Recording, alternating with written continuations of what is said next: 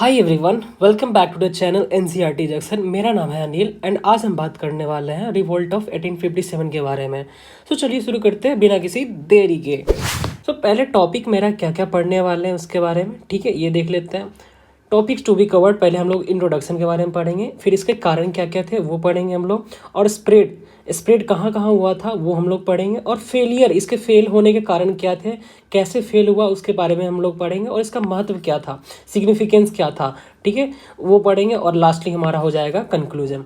So let's get started by causes of 1857 revolt. उससे पहले हम लोग पढ़ सकते हैं इंट्रोडक्शन। इंट्रोडक्शन में हम लोग पढ़ रहे हैं, देखिए कि ये एक क्वेश्चन के तौर पे आता है, ठीक है। हमारा नेचर ऑफ रिवोल्ट इसमें था क्या कि कोई कहते हैं कि सेपॉय मिटनी था, मतलब सेपॉय मतलब मिलिट्री रिविलियन था, मतलब सेना का विद्रोह था, या कोई कहते हैं कि India's first war of independence था। तो हम लोग अगर इसको पूरा अच्छे से जानेंगे फिर पता चलेगा, और आप खुद से तय कर सकते हैं कि क्या ये सिपाही मिटनी था या फर्स्ट वार ऑफ इंडिपेंडेंस था। सो आइए स्टार्ट करते हैं बिना किसी देरी के। सबसे पहला वर्ड है हमारा कॉजेज ऑफ 1857 रिवोल्ट, जिसमें है पॉलिटिकल कॉजेज। इसमें राजनीतिक कारण क्या क्या थे, ठीक है। जो पहला डॉक्ट्राइन ऑफ लैप्स आया था, ये पॉलिसी था। ये पॉलिसी बताता क्या था, इसके बारे में कौन लाया था, देखिए आए थे। ये जो डॉक्ट्राइन ऑफ लैप्स था वो डलहौजी के द्वारा इंट्रोड्यूस किया गया था, जो कि गवर्नर जनरल ऑफ इंडिया उस टाइम हुआ करता था, जो 1848 से 1856 के बीच में था। ये था क्या, if a ruler of a principal state of died without natural heir, the state would automatically annexed by the British East India Company. देखो, अगर किसी राजा महाराजा के अगर खुद के बेटे नहीं है, नेचुरल हायर नहीं है, तो उसको राजा मानने से उनको इनकार कर देते थे और उसको उसके एरिया को अपने एरिया में कब्जा कर लेते थे। ये था हमारा डॉक्ट्राइन ऑफ लैप्स। और भी तरीके से कह सकते हैं कि जिसके पास अडोप्टेड सन था, ठीक है, गोद लिया हुआ बच्चा था, उसको एक्सेप्ट नहीं करते थे कोई भी ब्रिटिश किसी भी राजा को, ठीक है। जैसे इससे क्या किसको प्रभावित हुआ था, देख हो गया हमारा सतारा आ गया, जयपुर आ गया, संभलपुर आ गया, झांसी आ गया, नागपुर आ गया, और उदयपुर। ये सब इसके इसी पॉलिसी के मारे हुए थे, ठीक है। एनेक्सेशन ऑफ झांसी के बारे में हम लोग पढ़ेंगे कि झांसी में कैसे इसको एनेक्सेशन किया गया था, जिसमें रानी लक्ष्मीबाई थी, ठीक है। और नाना साहेब को क्या था कि पेंशन नहीं मिल रहा था, ठीक है। वो लास्ट पेशवा जो बाजीराव सेकेंड था, इसका बेटा का नाम था बाजीराव सेकेंड, इसको पेंशन नहीं दिया जा रहा था, ठीक है, ये भी है। और अवध सर देख, तो देखिए सबसे पहले सबका एनेक्सेशन कैसे कैसे किया। सबसे पहला आता है हमारा एनेक्सेशन ऑफ अवध के बारे में। देखिए इसकी रानी का नाम था बेगम हजरत महल नाम था, और अगर उसके पति का नाम था वाजिद अली शाह, जिसका बेटा का नाम था बिरजिस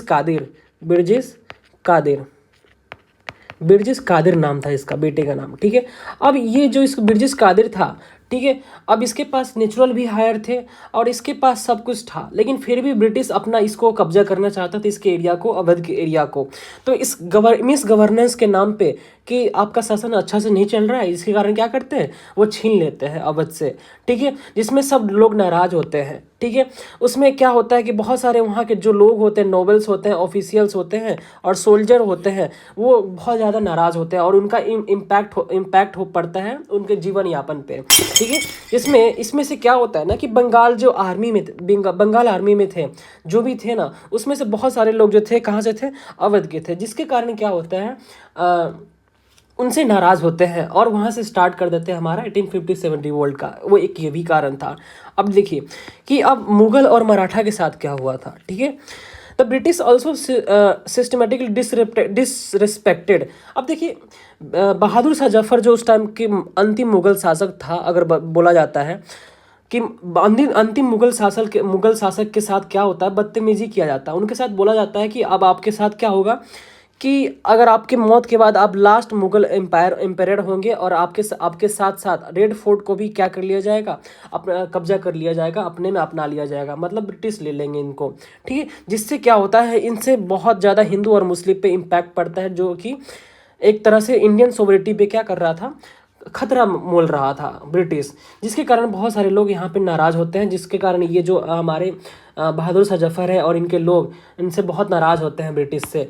ठीक है, बोलते हैं कि नो सक्सेसर एज किंग। यहाँ पे देखिए, यहाँ पे बताया भी है कि अगर जो भी इसके बाद आएगा, आपका बेटा बाल बच्चा जो भी आएगा, इसके बाद कोई किंग नहीं बनेगा। ठीक है, उसके बाद क्या हुआ, रेड फोर्ट को भी जीत लिया। तो एक ये कारण था।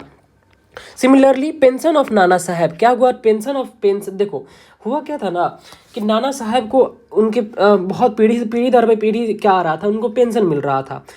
तो वैसे ही इनका एक अडॉप्टेड सन था, उसका नाम था, जो भी नाम था पता नहीं, हाँ बाजीराव सेकेंड। इनके बाजीराव सेकेंड को बोला कि आप आपका अडॉप्टेड सन है, उसको हम क्या देंगे, पेंशन नहीं देंगे। तो जिससे कारण क्या होता है, नाना साहब न होते हैं नाराज और स्टार्ट कर देते हैं रिवोल्ट। तो एक ये कारण है पॉलिटिकल होने का। अब देखिए सब्सिडरी अलायंस आया, सब्सिडरी अलायंस इसको स्टार्ट करते हैं हमारा विलेजली। और ये सब्सिडरी अलायंस पहले था क्या, ठीक है, इसको देखो। सब्सिडरी अलायंस में क्या था कि मान के चलो ये है अवध, ठीक है, ये अवध है, ठीक है, ये है अवध, और अवध के चारों तरफ क्या है, ब्रिटिश है। ठीक है, तो बोला क्या कि अब तुम क्या करो, मेरे साथ अलायंस बनाओ। ठीक है, अलायंस बनाओ, किस टाइप का अलायंस, इस टाइप का बनाओ ना कि जिसमें क्या हो कि परमानेंट ब्रिटिश फोर्स हो। इसमें सब किसका फोर्स होगा, ब्रिटिश फोर्स होगा। और उसके साथ साथ ब्रिटिश फोर्स के साथ इसका पेमेंट भी कौन करेगा, मेंटेनेंस फोर्स का वही लोग करेगा, अवध का ही लोग करेगा। ठीक है, और उसमें बोला कि हम एक ब्रिटिश क्या रखेंगे, ब्रिटिश रेसिडेंट भी रखेंगे। उसमें एक ये भी प्रावधान था। और बोला क्या कि किसी के साथ अभी आपको अगर दोस्ती करना है, फॉरेन पॉलिसी निभाना है, ठीक है, इंडियन स्टेट और किसी भी फॉरेन स्टेट के साथ, तो हमको हमारे अप्रूवल के बिना नहीं कर सकते हो आप। तो सबसे पहले आपको क्या करना पड़ेगा, हमसे अप्रूवल लेना होगा। ठीक है, जिसके कारण क्या हुआ कि इनसे बहुत सारे लोग क्या हुए, नाराज़ हो गए। और इन ऐसे ही बहुत सारे लोगों से क्या किया गया, अपना राज छीन लिया गया और सब्सिडरी अलायंस के तहत। ठीक है, तो सबसे पहली बात क्या हम लोग पढ़े कि अवध से क्या क्या चल रहा था, अवध, झांसी और ये मराठा और मुगल के साथ क्या हुआ कि डॉक्ट्राइन ऑफ लैप्स ले लिया गया। ठीक है, दूसरा क्या है कि सब्सिडरी अलायंस लाए थे वेलेजली, जिसके कारण क्या क्या करना था, इसमें परमानेंट ब्रिटिश फोर्स लगाना होता था उसके टेरिटरी में, उसका पेमेंट भी वही देते थे। और उसमें क्या था ना कि अगर वो फेल्ड हो जाते हैं, अगर वो पेमेंट करने में, तो उनका टेरिटरी छीन लिया जाता था। ठीक है, और तीसरा क्या था कि विदाउट हमारे अप्रूवल के, ब्रिटिश अप्रूवल के, कोई किसी भी फॉरेन अफेयर से या इंडियन स्टेट से आप क्या कर सकते हैं, अलायंस नहीं बना सकते हैं, किसी के साथ रिलेशनशिप नहीं रख सकते हैं। ये था, जिसके कारण क्या होता है, बहुत ज़्यादा क्या होता है, डिसबैंडमेंट में ऑफ और आर्मीज होता है। जैसे मान के चलो कि क्या होता है ना कि इसमें unemployment of thousands of soldiers में हुआ। जैसे क्या कि इसमें क्या हुआ कि बहुत सारे लोगों को, इंडियंस लोगों को डिसबैंडमेंट भी कर दिया गया, जिसके कारण क्या हुआ, बहुत सारे लोग नाराज़ भी हुए। ठीक है, अगला कारण देखते हैं, religious causes and social causes क्या था।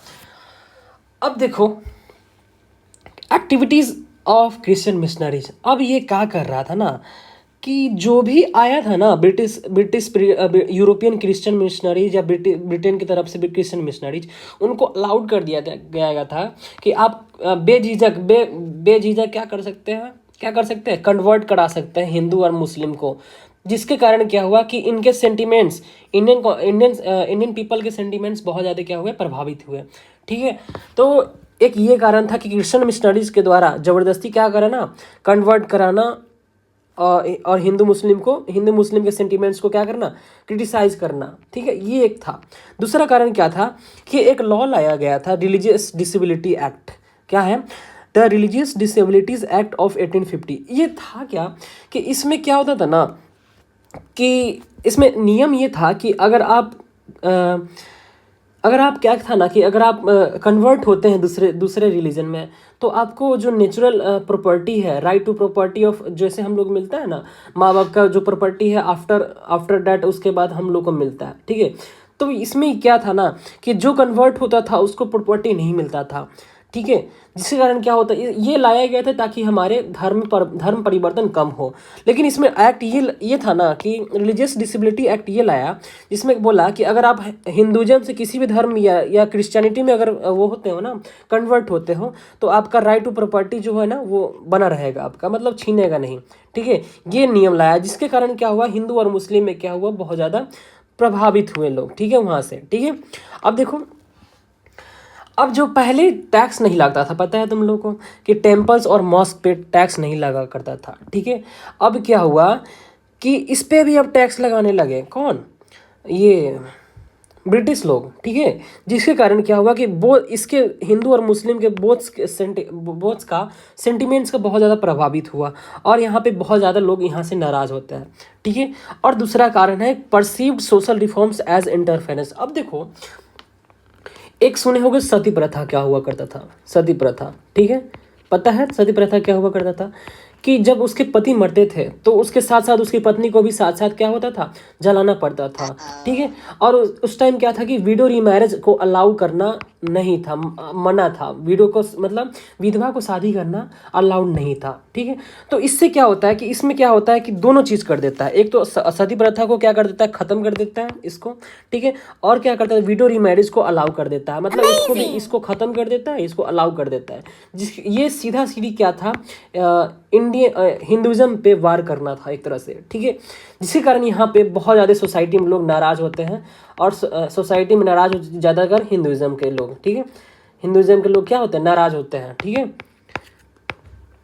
अब देखो, अब है एक ग्रीस कार्टिस का इंसिडेंट, जो भी एक क्या है, रिलीजियस सेंटिमेंट्स है। देखो अब होता गया है, एक उस टाइम न्यू राइफल आया करता रहा था, उसका नाम था, राइफल का नाम न्यू इनफील्ड राइफल, ठीक है। इसमें एक क्या हुआ करता था, गन में एक होता था कि कार्ट्रिज होता था, जिसको कारतूस बोलते हैं। अब देखो कारतूस क्या था कि कारतूस भरने के लिए उसको काटना पहले पड़ता था, सबसे पहले काटना पड़ता था, काटना पड़ता था। अब देखो कारतूस को काटने के लिए उसमें ऐसा र्यूमर फैल गया ना, स्पार्क फैल गया, र्यूमर फैल गया कि उसमें क्या है, fat of cow and pigs है, मतलब पिग्स का और गाय का क्या है, एक उसमें चर्बी भरा हुआ है, जो कि उसको पहले काटना पड़ता है। और ये दोनों चीज़ क्या है कि गाँव किसके लिए सैक्रेड है, गाँव है, सॉरी काऊ है, काऊ है हिंदू के लिए सैक्रेड एनिमल है, और मुस्लिम के लिए अनक्लीन है, मतलब वो मतलब गंदगी तौर पे देखा जाता है। तो ये लोग दोनों नहीं खाते हैं, हिंदू लोग गाय नहीं खाते हैं और मुस्लिम लोग सुअर नहीं खाते हैं, सुगर जिसको बोलता है, ठीक है। ये दोनों मतलब खाना पाप माना जाता है। और ये चीज़ ऐसा र्यूमर फैल गया था कि हमारे इनफील्ड राइफल में, न्यू इनफील्ड राइफल में क्या भरा हुआ है, गाय और सुअर का चर्बी का मीट भरा हुआ है, और उसको काट के फिर से लोड करना पड़ेगा, ठीक है। जिसके कारण क्या होता है कि मंगल पांडे हुआ करते थे उस टाइम, जो उस टाइम रेजिमेंट में हुआ करते थे, और उससे क्या होता है कि वहाँ के लोग क्या करते हैं कि गन चलाने से मना कर देते हैं, जिसके कारण वहाँ से रिवोल्ट स्टार्ट होता है, ठीक है। तो ये एक कारण था, ठीक है, समझ आया। जैसे ये लोग मना कर दिए क्या कि हम लोग ये गन नहीं चलाएंगे, जो राइफल था न्यू इनफील्ड राइफल हम नहीं चलाएंगे, ठीक है, ये था। अब देखिए रेशियल डिस्क्रिमिनेशन एंड ह्यूमिलिएशन। अब इंडियन लोगों के साथ क्या होता था ना कि एक वो लोग का एक थियोरी था, जिसको बोलते हैं theory of white man's burden theory, white man's burden theory. अब ये था क्या, सुनो, वाइट मैन्स बर्डन थ्योरी ये था ना कि वो अपने आप को क्या मानते थे, अपने आप को मानते थे सुपीरियर, ठीक है। और ये इंडियंस को मानते थे इन्फीरियर, मतलब अपने आप को ऊंचा मानते थे, और अपने आप को और इंडियंस को क्या मानते थे, नीचा दिखाते थे कि तुम क्या है, कि तुम काले लोग हो, है ना। हम लोग के साथ भी होता है, जो काले लोग होते हैं, वैसे के लिए जो काले होते हैं उसको अभी भी चिढ़ाया जाता है कि कलुआ है ना। तो वैसे ही उस टाइम, ठीक, वो तो पीक लेवल पे था उस टाइम, ठीक है। तो वहाँ पे क्या था बहुत ज़्यादा एब्यूजिव लैंग्वेज यूज किया जाता था इंडियंस के लोग के साथ, रेशियल डिस्क्रिमिनेशन होता था, ठीक है। उनके साथ एलिनिएशन मतलब अलगाववाद के रूप में, सेंस के रूप में देखा जाता था। इसके साथ बहुत ज़्यादा प्रताड़ना किया जाता था, और इसको अलाउड नहीं दिया जाता था कि बोलता देखो यहाँ पे दिया हुआ है ना कि यूरोपियंस ओनली, यहाँ पे अलाउड नहीं था। तो ये एक तरह से क्या था ना कि ये रेशियल डिस्क्रिमिनेशन था और ह्यूमिलिएशन था, जो ब्रिटिश लोग अपने आप को कर रहे थे, क्योंकि ये अपने आप को क्या समझ रहे थे कि हम लोग क्या है, सुपीरियर है, ठीक है। और इंडियंस को क्या समझ रहे थे कि ये क्या है, नीच है ना, नीच लोग है या इन्फीरियर है, समझ आया। तो ये एक कारण था, ठीक है। अब देखो प्रमोशन ऑफ वेस्टर्न एजुकेशन, एक ये भी कारण था।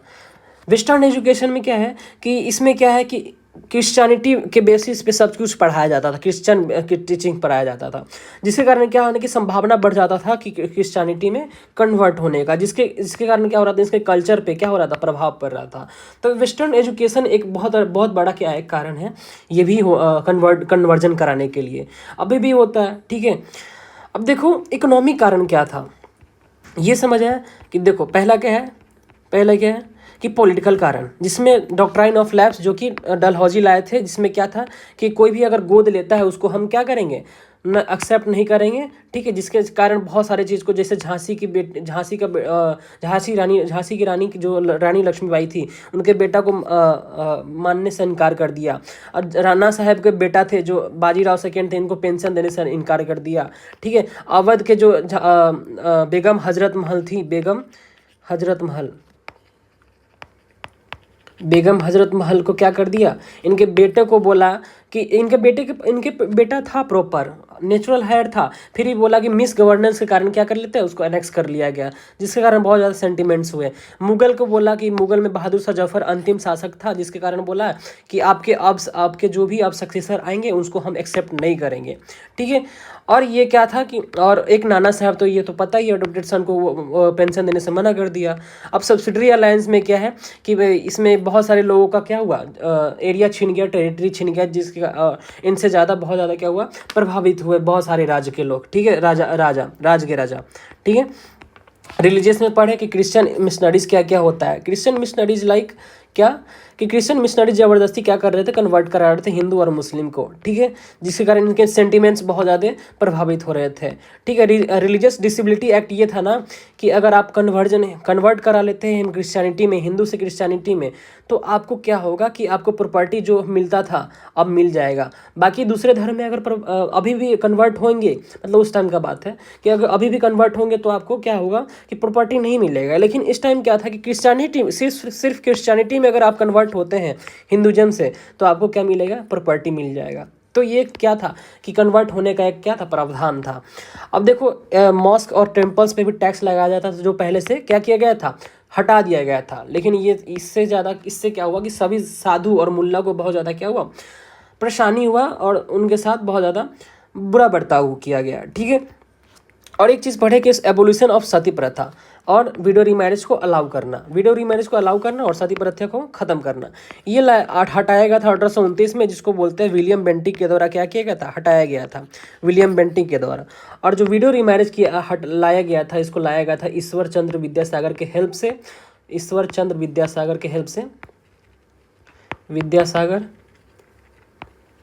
ठीक है, इनके हेल्प से लाया गया।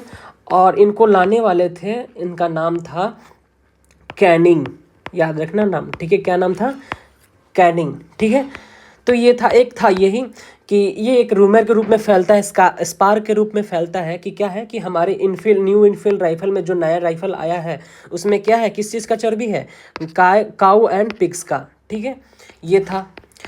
रेशियल डिस्क्रिमिनेशन पता ही है कि अपने आप को क्या मानते थे, ये अपने आप को मानते थे सुपीरियर, और ये इनको मानते थे इन्फीरियर। ये मतलब क्या है, अपने आप को ऊंचा समझते थे, इनको नीचा समझते थे। तो बहुत ज़्यादा इनको क्या हुआ था, बुरा बर्ताव किया जाता था हर जगह, और इनको एलिनिएशन मतलब अलगाववाद किया जाता था। ठीक है, और एक देखो अब इकोनॉमिक कारण क्या क्या था। एक तो सबसे पहला कारण था कि लैंड रेवेन्यू सिस्टम, जो कि इंट्रोड्यूस किया गया था सबसे पहली बार, परमानेंट सेटलमेंट, और दूसरा है रैयतवाड़ी सिस्टम, तीसरा है महलवाड़ी सिस्टम। अब देखो परमानेंट सेटलमेंट, रैयतवाड़ी सिस्टम, ये महलवाड़ी सिस्टम, ये था एक तरह से लैंड रेवेन्यू टैक्स था, जो कि बहुत ज़्यादा क्या था, बहुत ज़्यादा हाईली एक्सप्लॉयटेटिव था। ठीक है, किसके द्वारा किया जा रहा था, ये किया जा रहा था ब्रिटिश के द्वारा, जमींदार्स के द्वारा, और मनी लेंडर्स के द्वारा बहुत ज़्यादा प्रताड़ना किया जा रहा था, एक्सप्लॉयटेशन किया जा रहा था। ठीक है, अब देखो परमानेंट सेटलमेंट सबसे पहले आया था हमारा 1793 में, जो कि एरिया में आया था बंगाल, बिहार एंड ओडिशा में। ठीक है, अब इससे क्या हुआ ना कि बहुत सारे लोगों का क्या हुआ कि जो टैक्स नहीं दे पाए उनका ज़मीन छिन गया। ठीक है, और इससे ज़्यादा क्या हुआ कि बहुत ज़्यादा कलेक्टिंग हाई रेंट्स लेता था, नॉट इम्प्रूव, एग्रीकल्चर में इम्प्रूव नहीं हो रहा था, जिसके कारण क्या हुआ, एक एब्सेंटी लैंड लॉर्डिज्म का इवोक हुआ न्यू क्लास। लाइक जैसे देखो एब्सेंटी लैंड लॉर्डिज्म क्या था, सुनो, एब्सेंटी लैंडलॉर्डिज्म, मान के चलो एक आदमी को दे दिया गया था टैक्स वसूल लेगा, जैसे मान लो ए नाम का व्यक्ति है, उसको टैक्स वसूलना है इस एरिया में, ठीक है। अब ये क्या हुआ कि एक दूसरे जगह चला गया कोई काम से, मान लो पटना चले गया, ठीक है, मान लो पटना चला गया, और इसके जगह पे कोई बी नाम के आदमी को दे दिया और बोला कि क्या कि तुम इसमें टैक्स वसूलो और जो उसमें कुछ जो कमीशन होंगे कुछ तुम कमीशन रख लेना। तो अब इसके जगह पे दिया गया था तो इनको दिया गया था, बट इनके जगह पे कौन टैक्स वसूल रहा था? ये टैक्स वसूल रहा था, ठीक है। जिसके कारण क्या हुआ कि एब्सेंटी लैंडलॉर्डिज्म एंड एक्सप्लॉयटेशन बहुत ज़्यादा बढ़ गया था, ठीक है। तो ये एक कारण था, ठीक है। अब दूसरा है रईतवाड़ी सिस्टम। ये जो आया था मेनली आया था हमारा साउदर्न एंड वेस्टर्न इंडिया में बेसिकली आया था मद्रास वाले रीजन में, और आया था हमारा वेस्टर्न जैसे सिंध वाले रीजन में, ठीक है। ये सब रीजन में आया था, बॉम्बे में आया था, सिंध में आया था, और साउथ वाले मद्रास में आया था, ठीक है। जिसके कारण क्या हुआ कि इस लैंड रेवेन्यू सिस्टम से भी बहुत ज़्यादा क्या हुआ एक्सप्लॉयटेशन बढ़ते चला गया, जिसके कारण क्या हुआ कि अपने आप को ज़मीन को बेच दिया, डेब्ट कर्जा में चला गया। ये भी एक कारण है इतना ज़्यादा। देखो अब बताओ कि जो आदमी 50 रुपये कमा रहा है, ठीक है, उस टाइम 50 रुपये बहुत हुआ करता था, ठीक है। मान के चलो जो आदमी 50 रुपये उस टाइम को कमा रहा है, ठीक है, अगर 100 रुपया टैक्स ही ले जाए, 25 रुपये मान लो हाफली लिया जाता था, तो अगर मान लो कि 25 रुपया उसको अगर टैक्स ही देना पड़े तो बाकी चीज़ कहाँ से क्या करेगा, ठीक है। और उसका घर का खर्चा है, खेती करने में भी पैसा लगता है, तो वो क्या हुआ कर्ज में डूब गया। और मान के चलो उसके पास पैसे नहीं है तो वो क्या करता था कि दूसरे से कर्ज लेता था, ठीक है। अब कर्ज नहीं चुका पाता था तो क्या करता था उसके ज़मीन को हड़प लिया जाता था, जिसके कारण क्या हुआ कर्ज में चले गए और उसमें उसका ज़मीन क्या हुआ बिक गया, छिन गया उसका, ठीक है। तो ये था महलवाड़ी सिस्टम, गांव में लाया गया था, एक ये डिफरेंस है, ठीक है। और इसमें रूरल इंडेप्टनेस ये भी बढ़ गया था, ठीक है। तो ये हुआ। अब देखो रूइन ऑफ इंडियन इंडस्ट्रीज। अब देखो इकोनॉमी कारण में एक ये है कि इसका ना इंडियन जो इंडस्ट्रीज था वो बर्बाद हो गया पूरा, ठीक है। अभी बर्बाद कैसे हुआ आइए समझते हैं। देखिए ये हमारा हो गया, लेट्स सी, देखिए अब देखो इसमें इंडियन इंडस्ट्री कैसे हमारा बर्बाद हो गया हमारे इंडिया में, वो देखते हैं। अब देखो इंडिया से जो गुड्स ज़्यादा था, टेक्सटाइल या जो भी चीज़ ज़्यादा था यूरोप में, तो इस पर क्या होता था कि हाईली टैक्स लगता था, ठीक है, हाईली टैक्सेस वगैरह लगता था, ठीक है। अब जो वहाँ से जो आता था, बट वहाँ से जो ब्रिटेन से आता था हमारा इंडिया में, लेकिन इस पर जीरो टैक्स लगता था, ठीक है, इसमें जीरो टैक्स लगता था। अब देखो अब मान के चलो कि क्या है कि जो हाईली टैक्सेस लग रहा था इंडिया, मान के चलो 20 रुपये में क्या है यहाँ पे इंडिया से जा रहा है ब्रिटेन में, ठीक है, और टैक्स लगा दिया 10 रुपया, ठीक है, टैक्स लगा दिया 10 रुपया, तो ये बेचेगा 30 रुपये में, ठीक है। और वही चीज़ आ रहा है ब्रिटेन से 20 रुपया में, वही चीज़, ठीक है। तो यहाँ पे कोई टैक्स नहीं लग रहा है, जीरो टैक्स, तो यहाँ पे कितने रुपये में बेचेगा 20 रुपये में, ठीक है। जिसके कारण क्या हुआ कि इस पे इंडियन गुड्स क्या हुआ, इंडियन इंडस्ट्री बर्बाद हो गया, और जो ब्रिटिश के इंडस्ट्रीज थे वो बहुत ज़्यादा क्या हुआ बूम करने लगे, बूस्ट करने लगे, ठीक है। ये एक तो कारण था, समझ आया, ठीक है। अब आगे देखते हैं। देखो सुनो बताते हैं रूइन ऑफ इंडस्ट्रीज कैसे बर्बाद हुआ हमारा। देखो British implemented discriminatory tariff policy, जिसमें क्या हुआ बर्बाद कर दिया हैंडीक्राफ्ट इंडस्ट्री को और टेक्सटाइल इंडस्ट्रीज को। देखो high tariffs of Indian goods पे जो भी ज़्यादा था ना उस पर बहुत ज़्यादा टैक्स लगाता था, इंडियन गुड्स पे हाई टैरिफ लगाता था जो ब्रिटिश में ज़्यादा था। कह रहे हैं ना कि 70 to 80%, हम तो 50% कह रहे थे, यहाँ पे बताओ, देखो यहाँ पे 70 to 80% कह रहा है, very impose on Indian textile, ठीक है। वही चीज़ क्या हो रहा था कि जो फ्री ट्रेड पॉलिसी था वो किसके लिए था कि जो भी ब्रिटिश गुड्स आता था हमारे इंडिया में, देखो जो ब्रिटिश गुड्स आ रहा है हमारे इंडिया में उस पर कोई टैक्स नहीं, और इस पर जो जा रहा है उस पर बहुत ज़्यादा टैक्स लगाता था 70 to 80%। जिसके कारण क्या हुआ यहाँ का जो प्रोडक्ट था, इंडिया का प्रोडक्ट, वो बहुत महंगा बिकता था, ठीक है। जिसके कारण क्या हुआ कि इसका इंडस्ट्री बर्बाद हो गया। और वही चीज़ देखो यहाँ पे क्या आ रहा है कि मशीनरी बेस्ड, एक तो मशीनरी बेस्ड है, यहाँ पे पूरा मशीनरी इंडस्ट्रियल डेवलपमेंट हो चुका है वहाँ पे, और क्या है कि एक बार में बहुत ज़्यादा वो बना रहे हैं, ठीक है, एक बार में बहुत ज़्यादा गुड्स निकाल रहे हैं, प्रोडक्ट कर रहे हैं, प्रोड्यूस कर रहे हैं, जिसके कारण क्या हो रहा था, पूरा फ्लडेड कर दिया इंडियन मार्केट में ब्रिटिश गुड्स बहुत ज़्यादा क्या हुआ, फ्लड से भर गया ब्रिटिश गुड्स।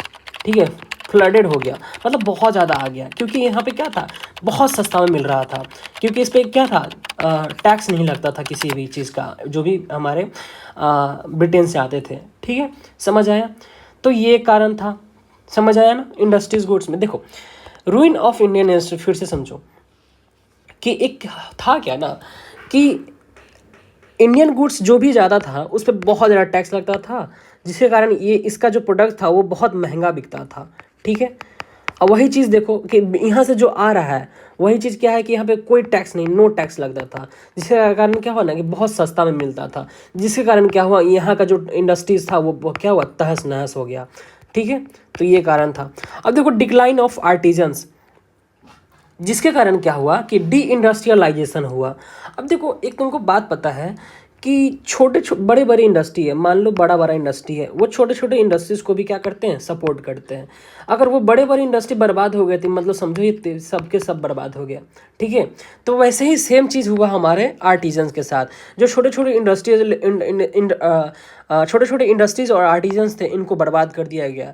ठीक है, जैसे क्या हुआ कि ढाका और मुर्शिदाबाद के मार्केट पूरा एकदम ठप हो गया। ठीक है, उनके लाइवलीहुड पूरा इम्पैक्ट पड़ गया, क्योंकि और अब उसके बाद क्या हुआ कि यहाँ के लोग क्या हुआ, एग्रीकल्चर पर डिपेंड हो गए, और क्या हुआ कि ये खेती करने लगे। ठीक है, इनका लाइफ पूरा बर्बाद हो गया। अब उनको मजबूरन बस क्या करना पड़ता था, एग्रीकल्चर करना पड़ता था। ठीक है, अब है economic exploitation and drain of wealth. ये है हमारे दादा भाई नौरोजी। क्या है, दादा भाई नौरोजी हैं। ये क्या करते हैं, दादा भाई नौरोजी, देखो यहाँ पे दादा भाई नौरोजी क्या करते हैं, एक थ्योरी देते हैं जिसका नाम है ड्रेन ऑफ वेल्थ थ्योरी। क्या नाम है, ड्रेन ऑफ वेल्थ थ्योरी। ठीक है, ड्रेन ऑफ वेल्थ थ्योरी, यहाँ पे देखिए ड्रेन ऑफ वेल्थ थ्योरी। ये थ्योरी था क्या, अब देखो ड्रेन ऑफ वेल्थ थ्योरी था ना कि इसमें ये बता रहा था कि हमारे इंडिया से कैसे लूट लिया जा रहा है, इंडिया से कैसे हमारे लूट के सामान ले जा रहा है ब्रिटिश में, और उसके बदले हमको कुछ नहीं मिल रहा है इंडिया में। अब देखो मान के चलो हम टैक्स देते हैं, हम सरकार को क्या करते हैं, गवर्नमेंट को टैक्स देते हैं, जितना भी दे 5%, 18% GST देते हैं कि नहीं, 18। उससे हमको प्रॉफिट कैसे मिलता है, प्रॉफिट मिलता है कि हमको रोड्स मिलता है।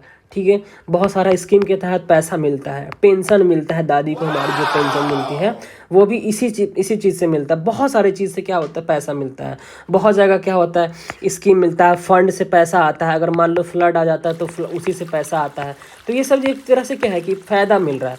अब देखो, अब हम जो टैक्स दे रहे थे, जो भी ब्रिटिशर्स को टैक्स दे रहे थे, ईस्ट इंडिया कंपनी यहाँ पे जो था, ठीक है, उसको हम जो भी टैक्स दे रहे थे ना, वो क्या करता था, इससे हमारा इंडियन गुड्स का रॉ मटेरियल्स खरीदता था इंडियन गुड्स में, और डायरेक्टली भेज देता था कहाँ पे, ब्रिटेन में, जो कि हमको कोई फ़ायदा ही नहीं मिल रहा था इससे। तो हमारा क्या हुआ कि ड्रेन ऑफ वेल्थ थ्योरी, हमारे दादा भाई ने रोजी बताया कि हमारे देश को कैसे लूटा जा रहा है। ठीक है, तो देखो British drained India of its wealth in various ways. जैसे क्या करता, for economic return, for no economic return, इसमें कोई रिटर्न नहीं मिलता था। अब देखो हम इंडियन गवर्नमेंट को क्या करते हैं, हम टैक्स देते हैं, तो उसको हम क्या, उससे हमको रिटर्न में भी मिलता है बहुत सारा चीज़, जैसे स्कीम्स वो अभी बताया मैंने। वैसे ही उस टाइम क्या था कि ब्रिटिश क्या करता था, हमसे टैक्स लेता था, British East India company. But क्या है ना कि उसके बदले रॉ मटेरियल्स खरीदता था और उसको क्या करता था, ब्रिटेन भेजता था। इससे हमको कोई रिटर्न नहीं मिलता था, बेसिकली एक तरह से लूटना ही हुआ। ठीक है, तो बताया जाके ये ब्रिटेन में जाके ऐसे बताया कि देखिए हमारे साथ कैसे क्या हुआ, कि हमारे देश को कैसे लूटा जा रहा है, और हमारा ब्रिटिश आपके ये ब्रिटिश है, जो रियल ब्रिटिश है वो ऐसा दिखता नहीं है ना। इसमें एक थ्योरी भी दिए थे, सॉरी बुक भी लिखे थे, इसका नाम था poverty and un British rule in India, un British rule in India. ठीक है, अब देखो poverty and un British rule in India का मतलब ये था कि जो ब्रिटिश रूल है, सच में हमारे इंडिया में ब्रिटिश रूल लग नहीं रहा है, क्योंकि उस टाइम ब्रिटिश रूल बहुत अच्छा था, वो अच्छा हुआ करता था ब्रिटेन में या कहीं भी। ठीक है, ब्रिटेन में तो ये कह रहा है कि अन ब्रिटिश रूल है हमारे इंडिया में, जो कि आप ऐसा बेसिकली होता नहीं है। ठीक है, अब देखो ये बताया हमारे। इसके बाद अब देखो इसमें एक तो ये था कि रॉ मटेरियल्स के रूप में ले जाता था, ठीक है। देखो यहाँ पे कि use British East India Company use surplus revenue from India and purchase Indian goods for export to Britain. क्या करता था, इंडियन गुड्स को परचेज करता था और एक्सपोर्ट करता था ब्रिटेन में फॉर नथिंग इन रिटर्न, कुछ नहीं चाहता मिलता था हमको। वही दादा भाई ने रोजी बताया। और इसमें ऑल्सो था क्या क्या मिलता था कि इसमें सैलरीज भी मिलता था तो इसी रेवेन्यू से ही मिलता था। पेंशन भी किसी ब्रिटिश ऑफिशियल को मिलता था तो इसी के रेवेन्यू की वजह से मिलता था। और जो भी चीज़ मिल रहा था, सैलरी, पेंशन एंड ये भी जो भी सेविंग्स मिलता था, सबको कहाँ से मिलता था, इंडिया में जो टैक्स कलेक्टेड होता था उसी से मिलता था और सेंट बैक टू इंग्लैंड और इंडिया में भेजा जाता था, ठीक है। तो एक ये था क्या, इकोनॉमिक कारण। अब देखो दूसरा, देखो लॉस ऑफ पैट्रोनेज। अब देखो जैसे जैसे क्या हुआ कि हमारे जैसे राजा लोग क्या हुए, लुप्त होते चले गए, ठीक है, राजा लोग खत्म होते चले गए। उसके साथ साथ क्या हुआ कि वहाँ के मार्केट भी ठप होते चले गए। वहाँ के जो ये संरक्षण करते थे, पहले क्या हुआ था कि पहले राजा, अगर मान लो राजा तलवार चलाते हैं, ठीक है, तलवार से युद्ध करते हैं, तीर धनुष से युद्ध करते हैं, तो उसके साथ साथ क्या होता है ना कि उसके साथ साथ क्या होता है कि राजा भी प्रमोट करते हैं उस मार्केट को, ठीक है, राजा यूज भी करते हैं उसको, प्रमोट भी करते हैं, प्रोटेक्ट भी करते हैं। तो जैसे ही राजा क्या हुआ कि राजा का शासन खत्म होते चला गया, एनेक्सेशन करते चला गया, कैप्चर करते चला गया, कब्जा करते चला गया, इसका पैट्रोनेज भी खत्म हो गया, संरक्षण भी देना खत्म हो गया। किसको, जो मार्केट में आर्टिजन्स और स्कॉलर को, जैसे देखो पहले बहुत सारे स्कॉलर्स को भी क्या हुआ था, उसको संरक्षण दिया जाता था, लेकिन अब क्या हुआ, सबका ये एम्प्लॉयमेंट खत्म हो गया, सबका स्कॉलरशिप सबका खत्म हो गया, समझ आया। So large number of soldiers who were formerly employed for the Indian rulers, जो इंडियन रूलर्स के लिए लड़ाई लड़ते थे, वो सब क्या हो गए, अब अनएम्प्लॉयड हो गए। और sense of resentment and common people alike, मतलब इसमें बहुत ज़्यादा क्या हुआ, अनएम्प्लॉयमेंट बढ़ा, ठीक है, लॉस ऑफ पैट्रोनेज से, मतलब संरक्षण अब नहीं मिला। अब क्या है, जो पहले आप मान के चलो जैसे अवध था, अवध में राजा किसका था, बेगम हजरत महल का। अब बेगम हजरत महल का राजा थी या रानी थी, उनका क्या हुआ, राजा मतलब खत्म हो गया, ठीक है, किंगशिप खत्म हो गया, किंगडम उनका खत्म हो गया। अब वहाँ के जो भी मार्केट थे सब ठप हो गए और क्या हो गया, जो भी स्कॉलर्स है सब अनएम्प्लॉयड हो गए, सोल्जर्स यहाँ के जो भी थे सब क्या हुए, अनएम्प्लॉयड हो गए। जो भी सोल्जर्स प्रोटेक्ट करते थे अवध को, अब इस सबको क्या कर दिया गया, खत्म कर दिया गया, ठीक है। अब देखो मिलिट्री कॉजेज क्या था, मिलिट्री कॉजेज क्या था ना कि एक तो पहला कारण था कि तुमको सबको पता है मिलिट्री कॉरेन में, एक तो पता है कि इमीडिएट कॉजेज में क्या था कि काउ एंड पिग का फैट यूज़ किया जाता था, ठीक है, एक तो ये था। अब देखो इसमें एक साथ साथ ये भी था कि डिस्क्रिमिनेशन एंड लो पे। अब देखो जैसे बोले ना कि वाइट मैंस बर्डन थ्योरी क्या था कि रेशियल डिस्क्रिमिनेशन होता था, तो रेशियल डिस्क्रिमिनेशन हर एक आदमी के साथ किया जा रहा था। जैसे हमारा ब्रिटिश इंडियन मिलिट्री के साथ भी किया जा रहा था, ब्रिटिश इंडियन मिलिट्री के साथ, जो कि यहाँ पे देखो ब्रिटिश इंडियन मिलिट्री के साथ भी क्या किया जाता ना था, डिस्क्रिमिनेशन किया जा रहा था। जैसे देखो कैसे, अगर मान लो कि ये ए नाम का व्यक्ति है, ये ए नाम का व्यक्ति है जो इंडियन है, ठीक है, और ये जो बी नाम का व्यक्ति है, ये नाम है, इसका नाम है बी, ये ब्रिटिश है, ये इंडियन है, ये क्या है, ब्रिटिश है, बी नाम का व्यक्ति। अब देखो दोनों को एक साथ क्या किया गया, भर्ती किया गया ब्रिटिश आर्मी में। लेकिन होता क्या है कि सैलरी भी इससे ज़्यादा होता है, इसका सैलरी किसका होता है ज़्यादा, इसी का, ब्रिटिश का ज़्यादा होता है, ठीक है, और इसको हायर प्रमोशन भी दिया जाता है, और इसके साथ साथ इसका प्रमोशन, पेंशन सब कुछ ज़्यादा रहता है। अब वही इसका ठीक देख लो, इंडियन का प्रमोशन नहीं होता है जल्दी और लोअर पोस्ट दिया जाता है, एकदम लोअर पोस्ट, इसको हायर पोस्ट दिया जाता है, ठीक है। क्यों, क्योंकि बस ये क्या है, इंडियन है, इसीलिए काले के नाम पे, ठीक है, तुम क्या हो, काले हो, और हम क्या है, गोरे हैं, इसलिए, समझ आया, ठीक है। इसलिए क्या होता था कि डिस्क्रिमिनेशन किया जा रहा था low pay. Indian soldiers were treated inferior के रूप में, नीच के रूप में ट्रीट किया जाता था। Very limited and opportunity for promotion भी इसको बहुत कम मिलता था। क्या होता था ना कि इंडियन सोल्जर्स को बस सूबेदार के पोस्ट तक ही प्रमोशन दिया जाता था। सूबेदार जो कि अभी क्या है, हवलदार समझ लो, हवलदार ही समझो सबसे बड़ा इसका पोस्ट हुआ करता था, किसका, इंडियन लोगों का, इंडियन ब्रिटिश आर्मी का, ठीक है। लेकिन अब देखो जो ब्रिटिश के लोग हैं उनको बहुत ज़्यादा पद दिया जाता था, चाहे वो एक्सपीरियंस हो या ना हो, मेरिट हो या ना हो, लेकिन पद जो था या पोस्ट था या रैंक था उन्हें किसको मिलता था, ब्रिटिश को ही मिलता था। समझ आया? ठीक है, तो ये चीज़ था। ठीक है, अब देखो पुअर सर्विस कंडीशन, इसका कंडीशन भी बहुत ज़्यादा क्या था, बहुत ख़राब था। अब देखो इसको ऐसा ऐसा जगह पोस्टिंग दिया जाता था ना जहाँ पे लोग, यहाँ पे नॉर्मल पीपल जा ही ना सके, मतलब ब्रिटिश जा ही ना सके, क्योंकि बेकार जगह भेज दिया जाता था पोस्टिंग भी। और इसमें एक एक्ट भी आया था फ्री पोस्टेज, उसको भी क्या कर दिया, ख़त्म कर दिया गया by the post office act of 1854। Post office act by 1854, इसके तहत क्या हुआ, फ्री पोस्टेज भी खत्म कर दिया गया। ठीक है, और एक तो ये था कि सर्व इन डिस्टेंट एंड डिफिकल्ट टेरिटरीज, कहाँ भेजा जाता था, पोस्टिंग भी रहता था एक गंदे गंदे जगह पे, और उसको इसके लिए अलाउंस भी नहीं मिलता था, उसके लिए अलग से भत्ता भी नहीं दिया जाता था। ठीक है, एक तो ये डिस्क्रिमिनेशन था। और एक ये था कि जनरल सर्विस इनलिस्टमेंट एक्ट, ये था क्या, अब देखो दिखाते हैं जनरल सर्विस इनलिस्टमेंट एक्ट।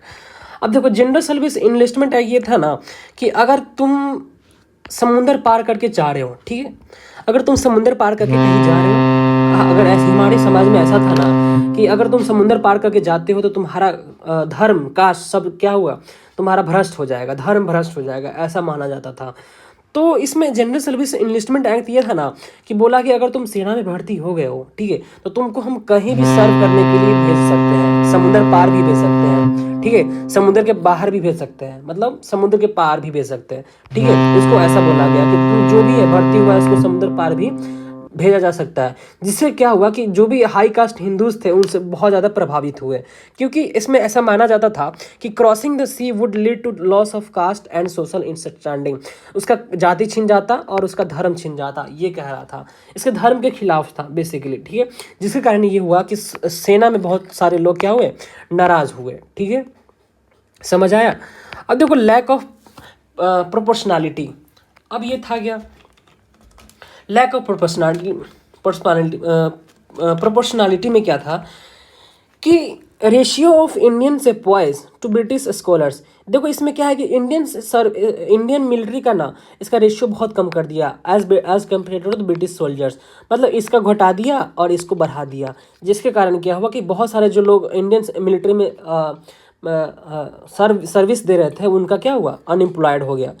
ठीक है, तो ये एक कारण था। अब इमीडिएट कॉजेज पता ही है तुम लोग को, इमीडिएट कॉजेज क्या था कि काउ एंड पिग के फैट को क्या किया जाता था, यूज़ किया जाता था कहाँ पे, ग्रीस में, कारतूस में। ठीक है, जिसके कारण क्या हुआ, उनके सेंटिमेंट्स जो उनके मानना था, है ना, जिनका बिलीफ था, उनको बहुत ज़्यादा क्या हुआ, प्रभाव पड़ा, बुरा प्रभाव पड़ा, और वो स्टार्ट हो गया हमारा रिवोल्ट के रूप में, र्यूमर के रूप में। ठीक है, अब देखो रिलीजियस इंसल्ट क्या था।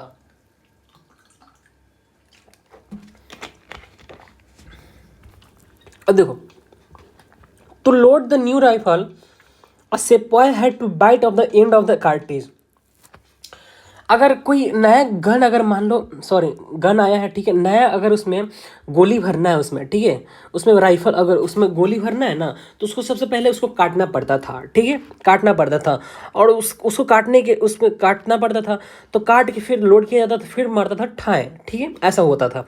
लेकिन जैसे ही पता चला कि उसमें क्या है कि सुअर और किस चीज़ का, fat of cows and pigs का वो उसमें चर्बी भरा हुआ है, तो वहाँ के लोग क्या हुआ, इनकार कर दिए गन चलाने से या कारतूस भरने से। ठीक है, जिसके कारण क्या हुआ, म्यूटिनी एक स्टार्ट हो गया, रिबल स्टार्ट हो गया।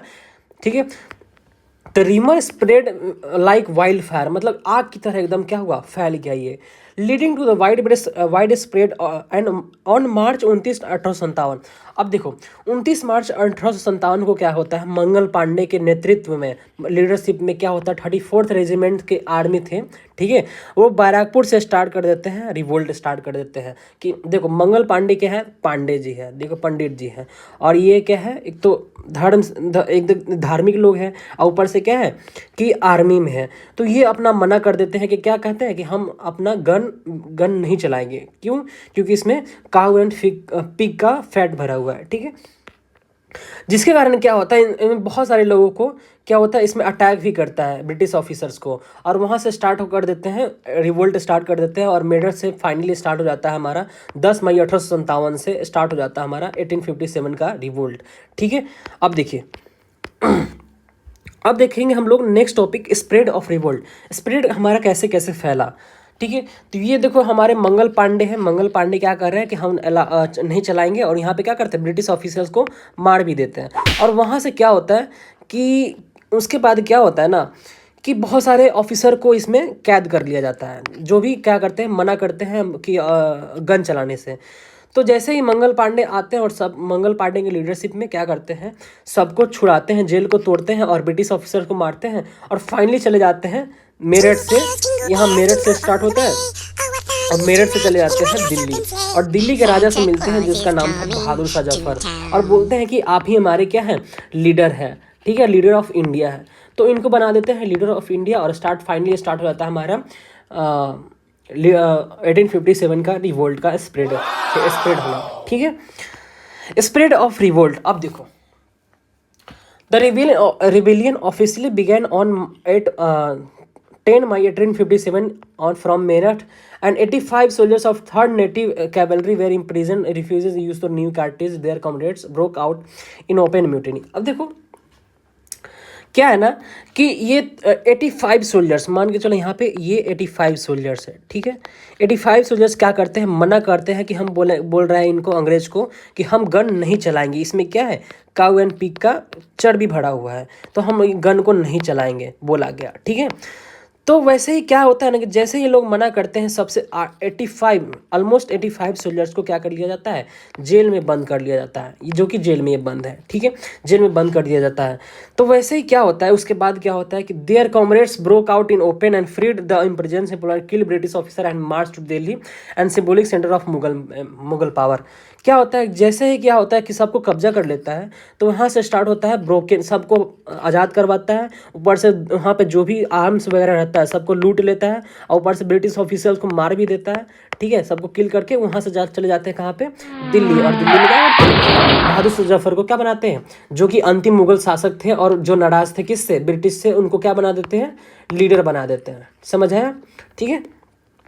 तो इस पार्क होता है Delhi on May 11 joined by the local garrison and popular, ठीक है। बहादुर शाह जफर को क्या बना देता है, इम्पेरर ऑफ हिंदुस्तान, ये शासक बना दिया जाता है, और लीडर ऑफ दिस रिवोल्ट बना दिया जाता है, ठीक है। अब की सेंटर्स एंड लीडर्स, कौन कौन लीडर्स अब कहाँ कहाँ रिवोल्ट कर रहे थे वो देखिए। अब देखिए, अब ये है एक तो है कानपुर से पता है नाना साहब थे, नाना साहब कानपुर से कौन थे, नाना साहब, पता है कानपुर से नाना साहब थे, जिसको बोला गया कि लास्ट पेशवा है, और इसके बाद हम जो भी अडॉप्टेड सन लिया गया उसको हम पेंशन नहीं देंगे, ठीक है। जिसके कारण क्या हुआ, रिवोल्ट हो गया स्टार्ट, कहाँ से, कानपुर से।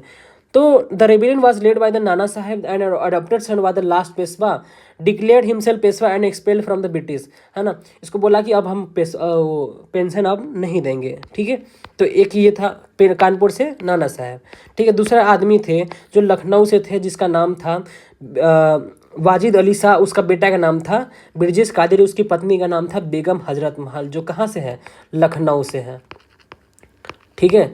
अभी भी हजरत महल है, हजरतगंज है वहाँ पे, हजरतगंज जो उन्हीं के नाम पे बना हुआ है, हजरतगंज लखनऊ में, सुने ही होंगे आप लोग, ठीक है। तो देखो, in Awadh the rebellion was led by the Begum Hazrat Mahal, जो डिपोज कर लिया गया था Nawab of, she declared her young son Birjis Qadir. देखो, इसका एक बेटा था, नेचुरल हायर ही था, कोई मतलब अडॉप्टेड सन नहीं था, ठीक है। इसका एक बेटा था, उसका नाम था ब्रिजेश कादिर। ये बोला कि अब से ये नवाब नहीं बनेगा, ब्रिटिश बोला, क्योंकि क्या है, मिस गवर्नेंस हो रहा है, ठीक है। इसलिए क्या हुआ, लखनऊ को छीन लिया गया, कब्जा कर लिया गया ब्रिटिश के द्वारा। अब देखो, झांसी आया और ग्वालियर आया।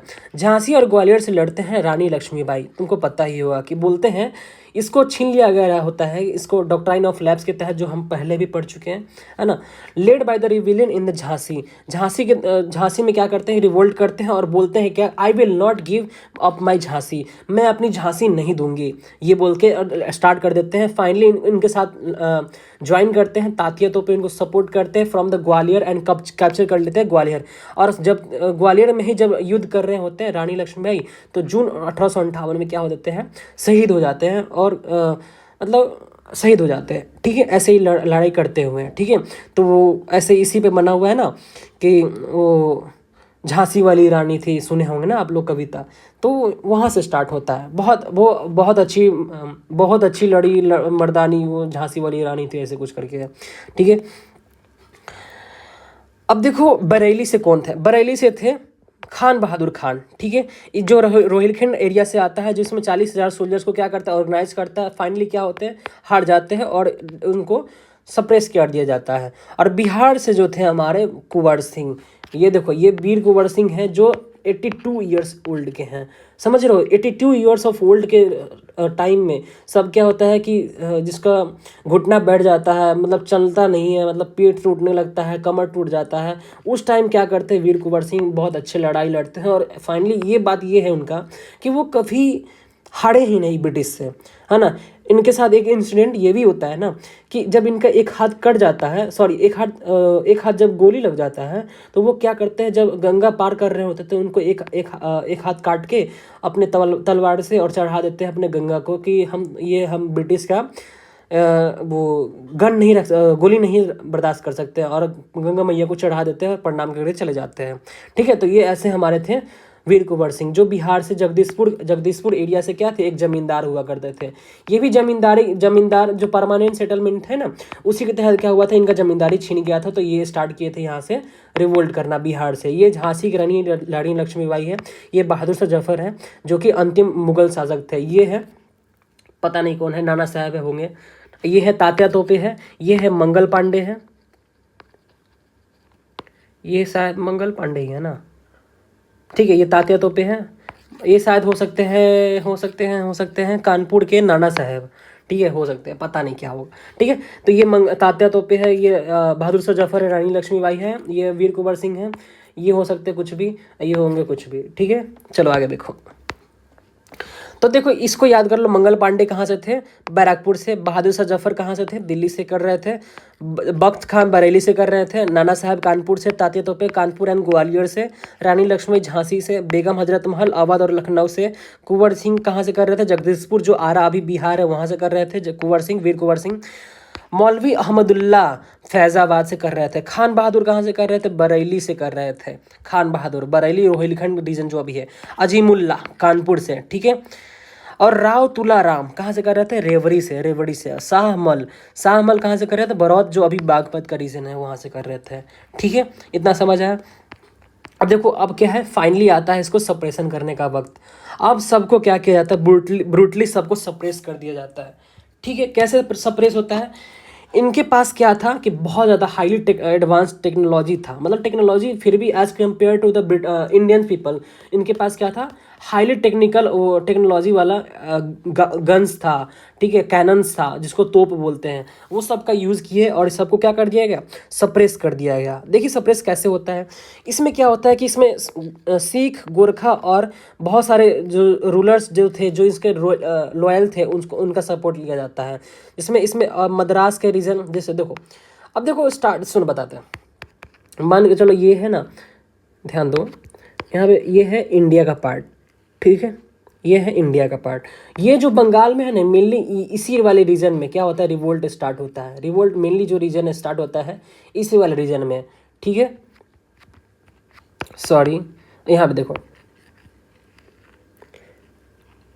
देखो मेनली जो हमारा रिवोल्ट स्टार्ट होता है इसी वाले रीजन में होता है। क्या हो रहा है भाई, इसी वाले रीजन में क्या होता है, रिवोल्ट स्टार्ट होता है। बाकी जगह के जो क्या कर रहे थे, यहाँ के जो बॉम्बे थे, ये बॉम्बे भी ब्रिटिश के उस टाइम पीरियड में आ रहे थे। और यहाँ के जो मद्रास यहाँ के सिंध वाले लोग, और मराठा, यहाँ के नेपाली का गोरखा, इस सब क्या कर रहे थे, इसको दबाने में लगे हुए थे, सप्रेस करने में। तो ऑब्वियसली बात है कि सप्रेस आराम से हो जाएगा, है ना। इसमें हैदराबाद का निज़ाम था, उसमें सपोर्ट कर रहा था, ग्वालियर का था, ठीक है, बहुत सारे मराठा थे, सिख थे, सब इसको क्या कर रहा था, सपोर्ट कर रहे थे। तो काहे नहीं सब खत्म होगा, बताओ होगा कि नहीं खत्म। तो क्या हुआ, सप्रेस कर लिया गया इसको इजीली, ठीक है। अब देखो सप्रेस कैसे किया जाता है कि British responses was Swift and brutal. इसको ब्रूटली क्या किया जाता है, मतलब निर्मम हत्या करके इसको सबको खत्म करके, वायलेंस करके क्या किया जाता है, इसको सप्रेस कर दिया जाता है। इसके पास क्या था कि सुपीरियरिटी मिलिट्री टेक्नोलॉजी, इसके पास टेक्नोलॉजी बहुत अच्छा था, मिलिट्री सुप्रीमेसी, इसके पास ऑर्गेनाइजेशन अच्छा था ब्रिटिश के पास, सपोर्ट ऑफ सब इंडियन रूलर्स लाइक सिख का सपोर्ट था, गोरखा का सपोर्ट था, हैदराबाद का सपोर्ट था, मैसूर का सपोर्ट था इसका।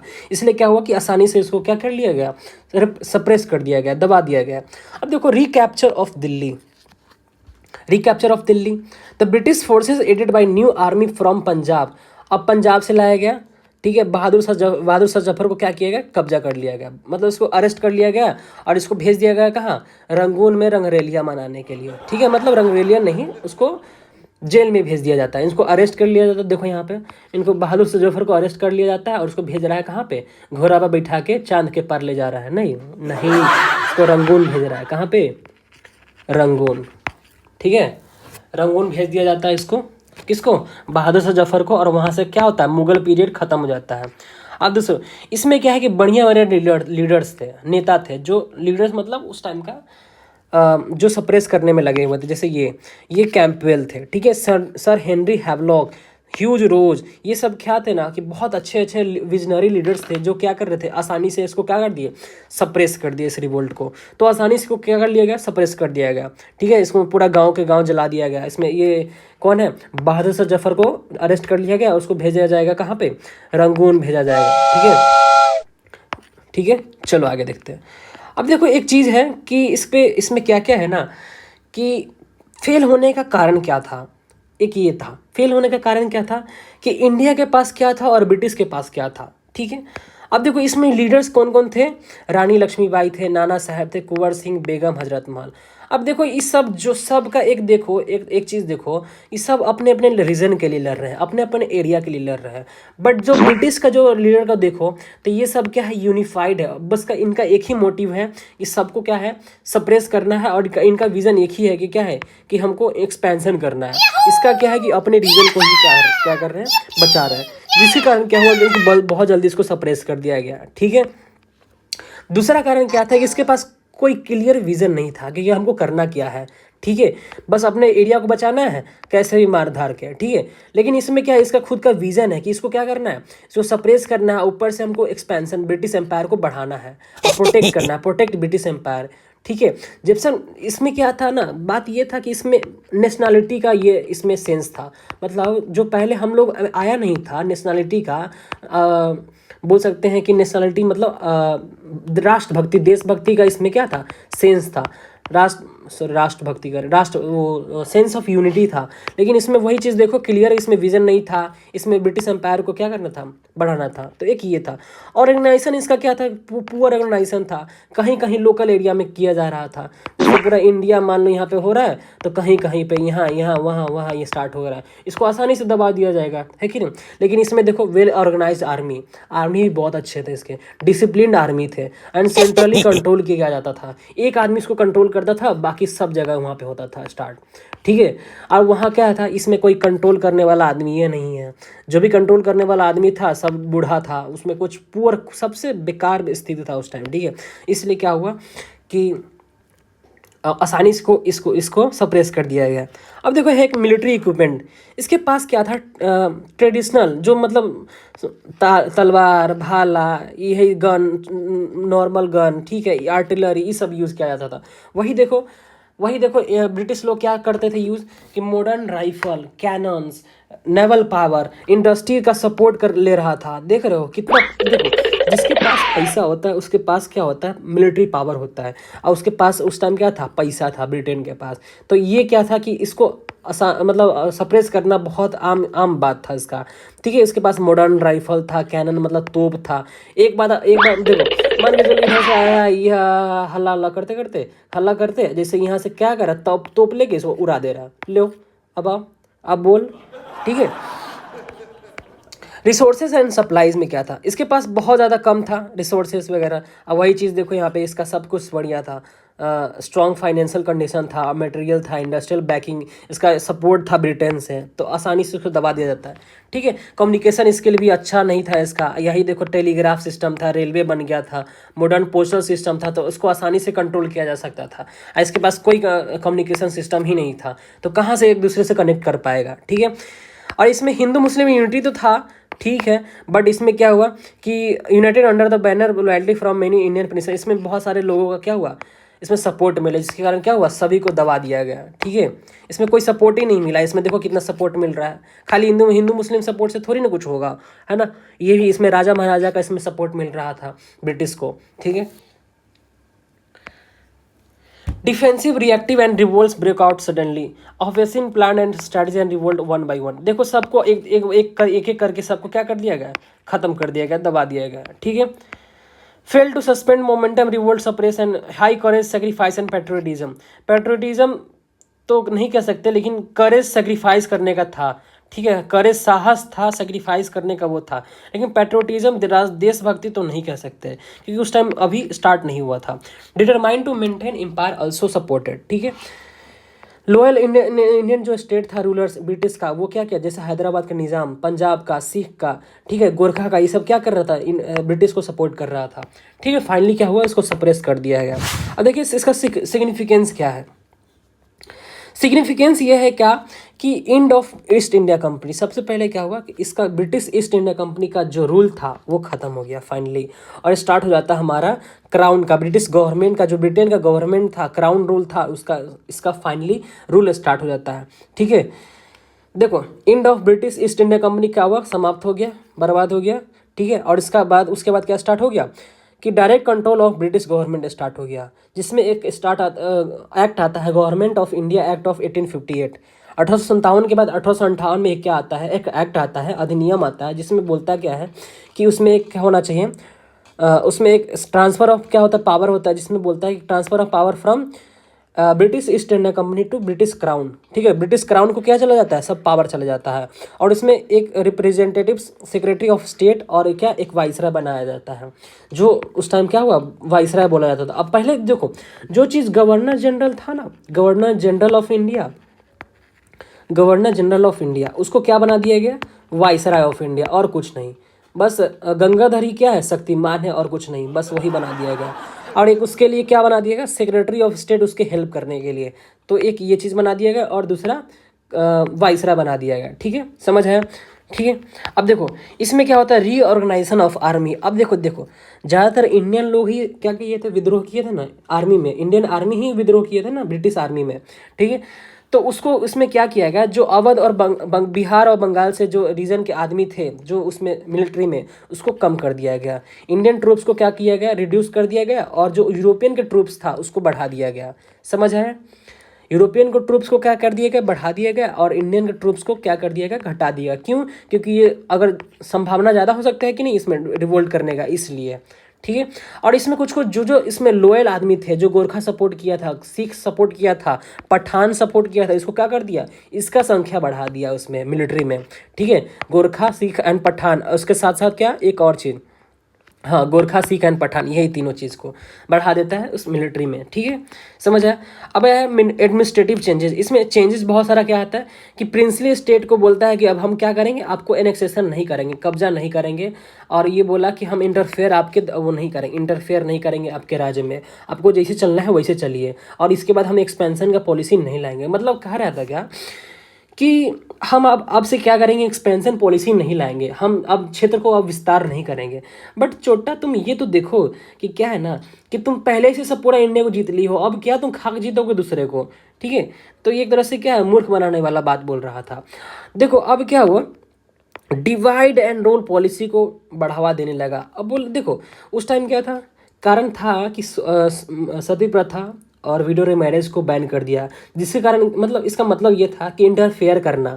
लेकिन अब बोला क्या कि हम अब इंटरफेयर नहीं करेंगे, अब क्या करेंगे, directly divide and rule, Hindu Muslim unity को बरकरार नहीं रखने देंगे, और यही इसी से स्टार्ट कर देंगे हम लोग क्या करना, डिवाइड एंड रूल करना। समझ है, फोस्टरिंग कम्युनलिज्म, वही चीज़ बता रहा है कि क्या क्या बोला कि कम्युनलिज्म मतलब क्या करेंगे हम, अब हिंदू मुस्लिम करेंगे, विवाद करेंगे, स्टार्ट करेंगे, और वहाँ से क्या करेंगे, डिवाइड एंड रूल को हथियाते हुए अपना काम करेंगे, कब अपना काम निकलवाएंगे। ठीक है, अब इसमें एक और सिग्निफिकेंस ये होता है कि राइज ऑफ इंडियन नेशनलिज्म। ये क्या हुआ ना कि एक बीज बोया नेशनलिज्म का, राष्ट्रवाद का क्या हुआ, एक बीज बोता है राष्ट्रवाद का, किसमें, हमारी इंडियन फ्रीडम स्ट्रगल में। तो बेसिकली होता तो क्या है कि फेलियर हो जाता है, फेलियर होता ही है क्योंकि उसको सप्रेस कर दिया है। लेकिन क्या होता है कि ना इसमें एक बीज बोता है, एक बीज बोता है राष्ट्रवाद का। ठीक है, समझ है। अब सोर्सेस ऑफ इंस्पिरेशन तो पता ही है कि कहाँ कहाँ, रानी लक्ष्मीबाई, ये नाना साहब और मंगल पांडे, ये सब क्या था, इंस्पिरेशन का एक सोर्स था। Laying of foundation, rise of more organise. ठीक है, इससे क्या हुआ कि नेशनलिज्म का एक बढ़ावा मिला, राष्ट्रवाद का, सेंस ऑफ यूनिटी का एक बोध मिला, और ऑर्गेनाइजेशन और मोर ऑर्गेनाइजेशन का एक बोध मिला। मतलब बोला क्या कि अब मान के चलो कि ऐसे सोच रहे थे कि अगर हम ऑर्गेनाइज और अच्छा से रहते हैं तो शायद हम थोड़ा सा और प्रभाव कर सकते थे। इसलिए क्या हुआ कि ऑर्गेनाइजेशन और बनाना स्टार्ट कर दिए उसके। अब देखो लास्टली क्या आता है हमारा फाइनली कंक्लूजन। ठीक है, तो कंक्लूजन में ये आता है कि द रिवोल्ट ऑफ 1857 दो wide spread and significant ultimately failed over through British rule in India.